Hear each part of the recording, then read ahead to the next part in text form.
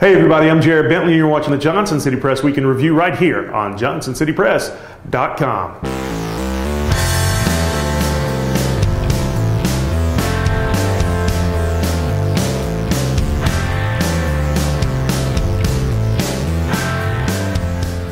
The paperwork is in and Ballad Health is now official. The state of Tennessee has finally granted a certificate of public advantage, permitting the two entities of Wellmont and Mountain States to merge into Ballad Health, and the merger can now move forward with plans that have been long in the works. Mountain States Health Alliance announced two leadership changes Wednesday as Stan Hickson was named CEO of Washington County Operations and John Jeter was appointed CEO of Johnston Memorial Hospital in Abingdon, Virginia. Wellmont announced changes as well, as Bart Hove, who was set to be the newly merged Ballad Health's CEO, suddenly announced his retirement yesterday to the apparent surprise of the system's board of directors.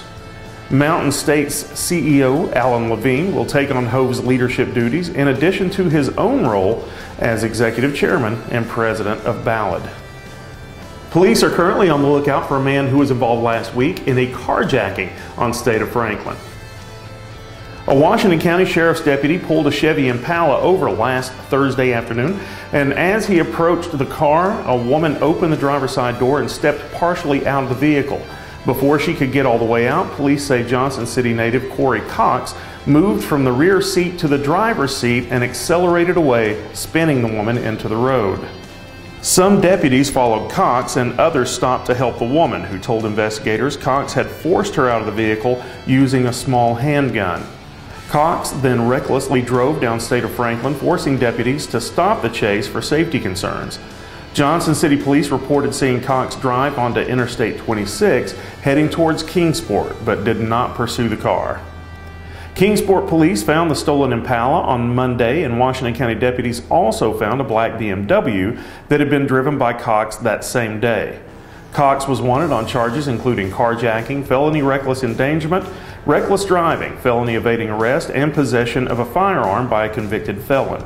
Sheriff Ed Graybill asked that anyone with information on the whereabouts of Cox to call the Washington County Sheriff's Office at 423-788-1414 or another local law enforcement agency. 4 people were arrested in Johnson County this past week for their alleged roles in the disappearance of a Burke County, North Carolina man. Carlton Lamar Edmondson was first reported missing on January 19th when his family contacted authorities after receiving a call demanding $700 in ransom money for their son's return.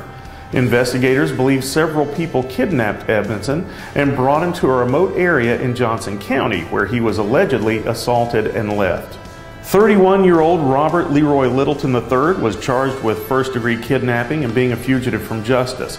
His wife, Lee Catherine Littleton, was also charged with first-degree kidnapping. Michael Stacy May is charged with conspiracy to commit especially aggravated kidnapping, and the case's latest arrest occurred Saturday when James Combs was arrested and charged with aggravated assault, aggravated kidnapping, and extortion.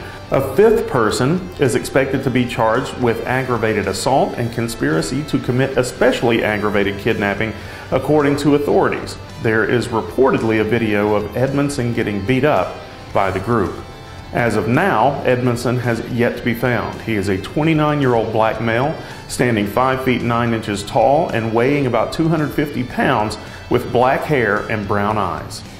Anyone who may know any information about Edmondson's whereabouts is urged to call the Johnson County Sheriff's Office.